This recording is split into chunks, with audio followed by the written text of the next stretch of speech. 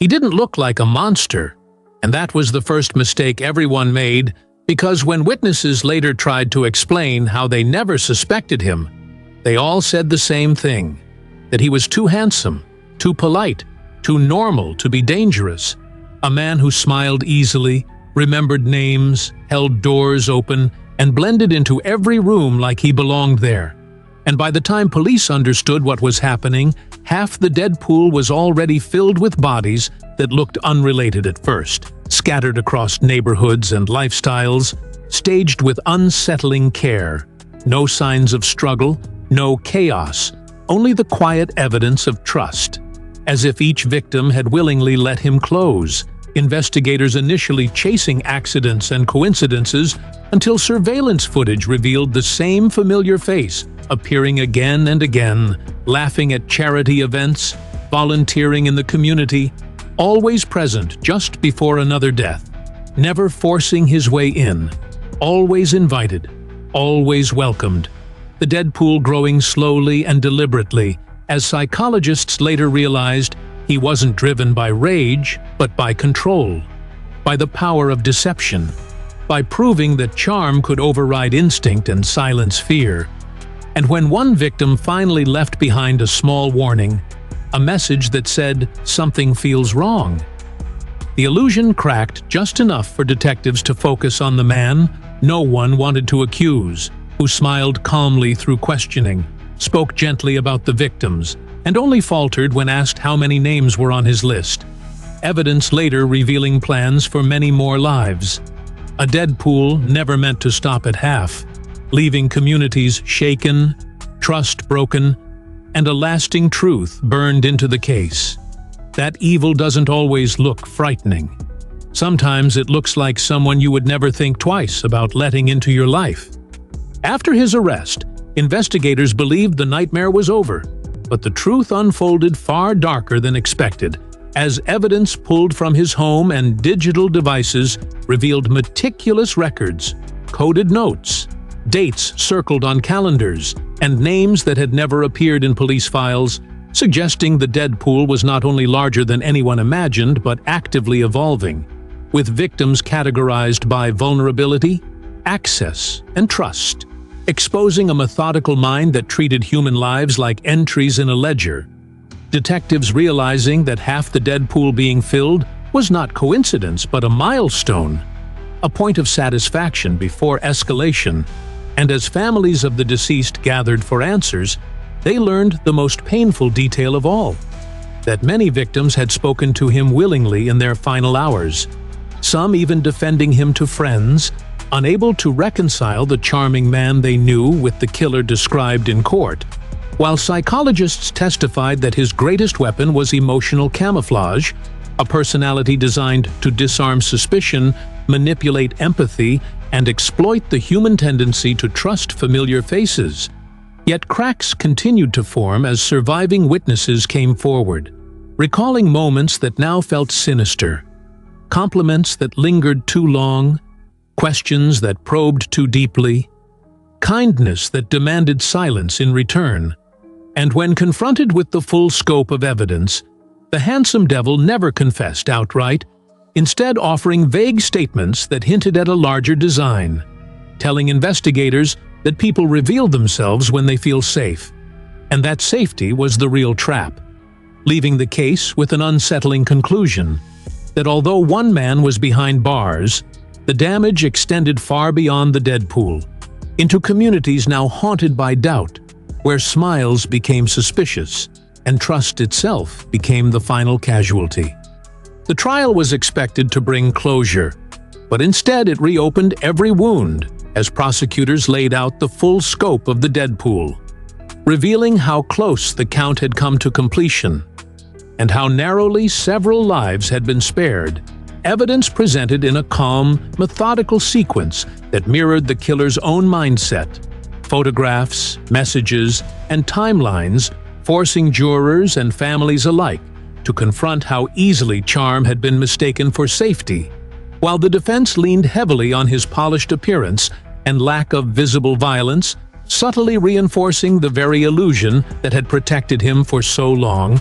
Yet testimony from experts dismantled that facade piece by piece, explaining how predatory personalities can thrive behind social approval, and how society is conditioned to equate attractiveness with trustworthiness, a bias that the handsome devil exploited relentlessly. And, as the verdict was read, there was no outburst, no breakdown, only a faint smile that unsettled the courtroom, a reminder that remorse was never part of the equation. In the years that followed, the case became a cautionary study in criminal psychology courses and documentaries, not for the brutality of the crimes, but for the silence that allowed them to happen. The unspoken rule that polite people are safe people, leaving behind a legacy far more disturbing than numbers on a dead pool.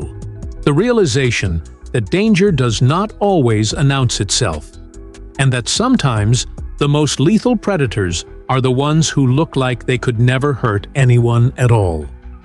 Years after the sentencing, the case refused to fade as investigators continued uncovering fragments that suggested the story was never fully told. Anonymous tips, recovered files, and delayed witness statements hinting that the Deadpool may have extended further than the court ever acknowledged, forcing authorities to quietly reopen cold leads connected to his past, while survivors and families lived with a different kind of sentence, replaying ordinary moments that now carried unbearable weight, wondering how many warning signs had been disguised as kindness, how many instincts had been overridden by politeness, and how often danger had been mistaken for charm. As criminologists revisited the case, they focused less on the killer and more on the system that allowed him to operate. A culture that rewards confidence, attractiveness, and social ease, often without scrutiny, creating blind spots that predators can exploit with terrifying efficiency. And though the handsome devil remained behind bars, his influence lingered in changed behaviors, locked doors, guarded conversations, and communities slower to trust, leaving the final chapter not as a conclusion, but as a warning that the deadliest threats are not always violent in appearance, that evil can wear a friendly face for years, and that survival sometimes depends on listening to the quiet voice that says something feels wrong even when everything looks right. In the end, the most disturbing legacy of the case was not the final number in the Deadpool, but the permanent shift it caused in how people understood safety. As investigators admitted that no profile, no warning label, and no single red flag could have guaranteed prevention. Only awareness, because the handsome devil succeeded by exploiting a universal weakness: the desire to believe that kindness equals goodness. And as letters he wrote from prison were later released, they revealed no remorse, only reflections on how easily people surrendered trust when it was presented with confidence and warmth. Words that horrified families yet confirmed what experts had long feared, that the crimes were never about anger or impulse, but about proving control over perception itself. While communities tried to heal through memorials, education programs, and hard conversations about intuition and boundaries, the story continued to circulate in documentaries and classrooms as a final cautionary tale, reminding audiences that evil does not always arrive loudly, that predators can look safe, sound sincere, and feel familiar, and that sometimes the difference between becoming a survivor or a statistic in a Deadpool is the courage to question the smile in front of you. Long after the headlines disappeared, the case lived on in quieter, more unsettling ways, as former neighbors, co-workers, and volunteers came forward with memories that now felt distorted. Moments once dismissed as harmless, suddenly taking on darker meaning. A pause in conversation, a question that lingered too long, a kindness that seemed rehearsed. And investigators realized that the handsome devil had not only taken lives, but rewritten the emotional history of everyone who had known him, forcing them to doubt their own judgment, while experts studying the case began to describe it as a crime of erosion rather than explosion, a slow dismantling of trust that happened over years, not days, leaving no obvious point to intervene. And as prison psychologists attempted to understand him further, they found a man who still measured himself not by guilt, but by influence, tracking news coverage, courtroom discussions, and public reactions as if the Deadpool had expanded beyond physical victims to include fear itself. Yet, the final lesson drawn from the case was not about him at all, but about those who survived. People who learned to balance empathy with caution, to question without guilt, and to walk away without apology, turning the story of the Handsome Devil into something more than a record of harm, but a lasting reminder that intuition is not paranoia, that politeness is not proof of safety, and that listening to unease can be an act of self-preservation. As time passed, the case began to surface in an unexpected place, inside the minds of those who narrowly escaped becoming part of the Deadpool. People who realized only in hindsight how close they had come, replaying brief encounters that lasted minutes but could have ended their lives. A shared laugh, a ride offered, a conversation that felt safe until it suddenly didn't, and many described the same chilling moment,